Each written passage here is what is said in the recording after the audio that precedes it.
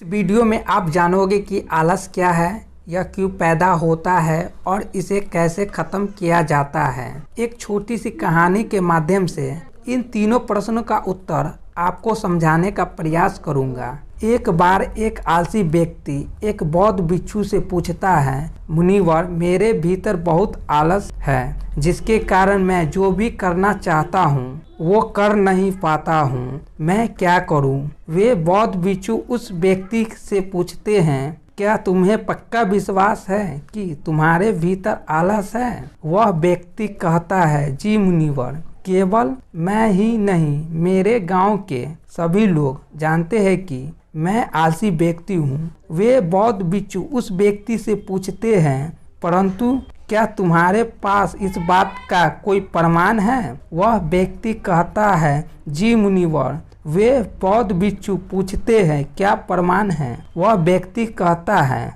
मुनिवर, मैं जानता तो हूँ कि व्यायाम करना मेरे लिए उचित है, परंतु मैं चाहकर भी कर नहीं पाता हूँ। मेरा आलस मुझे सुबह उठने ही नहीं देता। वे बौद्ध भिक्षु कहते हैं, तो तुम आलस से परेशान हो? वह व्यक्ति कहता है, जी मुनिवर। वे बौद्ध भिक्षु कहते हैं, परंतु क्या तुम जानते हो कि आलस होता क्या है? वह व्यक्ति कहता है, मैं ये तो नहीं जानता कि आलस का अर्थ क्या है, परंतु यह जो भी है बहुत बुरा है। वे बौद्ध भिक्षु कहते हैं, सबसे पहले तो ये समझो कि जो भी चीज प्राकृतिक रूप से मनुष्य के भीतर है उसका कोई ना कोई उपयोग है, वह बुरी या अच्छी नहीं है। आलस एक भाव है, एक विचार है, जिसे जाने अनजाने में हम खुद ही पैदा करते हैं। वह व्यक्ति पूछता है,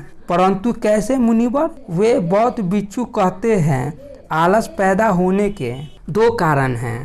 पहला शारीरिक कारण और दूसरा मानसिक कारण। जब हम अपने शरीर को ऐसा भोजन देते हैं जिसके भीतर खुद कोई जीवंतता नहीं है, तब हमारे शरीर के भीतर आलस पैदा होता है, क्योंकि यह शरीर ऊर्जा से चलता है और जिस तरह की ऊर्जा आप इसे देते हैं यह उसी तरह से बर्ताव करता है। शरीर के स्तर पर हमारे भीतर आलस का दूसरा कारण गलत तरह से बैठना, गलत तरह से चलना और गलत तरह से सोना। हम इस बात पर कभी ध्यान ही नहीं देते कि हमारे बैठने, लेटने और सोने की स्थिति सही भी है या नहीं। अगर तुम तथागत बुद्ध को देखोगे तो तुम पाओगे कि जब भी बैठते हैं तो उनकी रीढ़ की हड्डी एकदम सीधी होती है।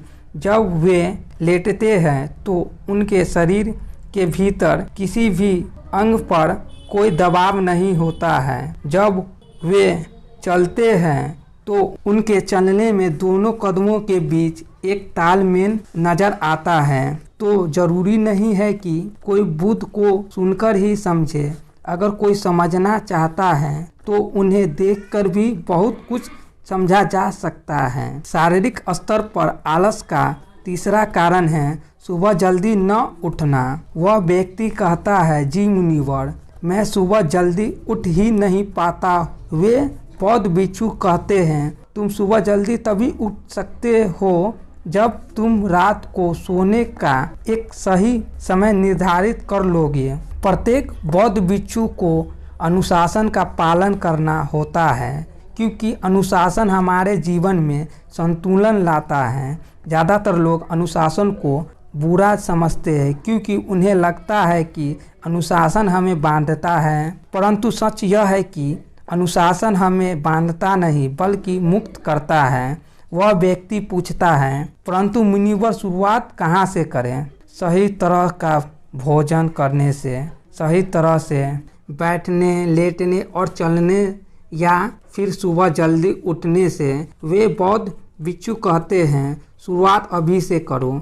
जो भी तुम इस समय कर रहे हो उसे ध्यान से करो। अब मन के स्तर पर आलस को समझो। वैसे ज़्यादातर स्थितियों में मन शरीर के कारण ही आलस पैदा करता है? मानसिक आलस का पहला कारण है हमारे पुराने गलत विश्वास। हमें लगता है कि हम पिछली बार भी नहीं कर पाए थे, इसलिए इस बार भी नहीं होगा। हम इस बात को नहीं देखते कि इस बार में और पिछली बार में बहुत अंतर है। अब हम वो नहीं हैं जो पहले थे, अब सब कुछ बदल चुका है। जब हम अपने आप को काबिल नहीं समझते तब हमारे ऊपर आलस हावी हो जाता है। दूसरा कारण है सत्य का संग न करना। कभी कभी ऐसा होता है कि आलस हमारे भीतर नहीं होता, परंतु दूसरों लोगों से वह हमारे भीतर आ जाता है। ऐसा इसलिए होता है क्योंकि हम आलसी लोगों की संगत करते हैं। वह व्यक्ति कहता है, जी मुनिवर, यह सत्य है, यह मैंने अनुभव किया है। वे बौद्ध भिक्षु कहते हैं। तीसरा कारण है मन का स्पष्ट न होना। मान लो तुम एक वन में खो गए हो और शाम होने वाली है। तुम्हें ये नहीं पता कि तुम्हारा घर किस दिशा में है। क्या तुम ऐसी स्थिति में आलसी होकर वन में लेट जाओगे या फिर अपने घर की तलाश में निकल पड़ोगे? वह व्यक्ति कहता है, मैं घर की तलाश में निकल पड़ूंगा। वे बौद्ध भिक्षु उस व्यक्ति से पूछता है, और अगर बहुत प्रयास करने के बाद भी तुम्हें तुम्हारा घर का रास्ता नहीं मिला तो तुम क्या करोगे? वह व्यक्ति कहता है, मैं फिर भी तलाश में लगा रहूंगा क्योंकि मेरे पास उसके अलावा विकल्प ही नहीं होगा। वे बौद्ध भिक्षु कहते हैं, मनुष्य के मन को आलस तभी पकड़ता है जब उसके पास कई विकल्प होते हैं। किसी के पास केवल एक ही विकल्प है तो उसका मन पूरी तरह से स्पष्ट होगा।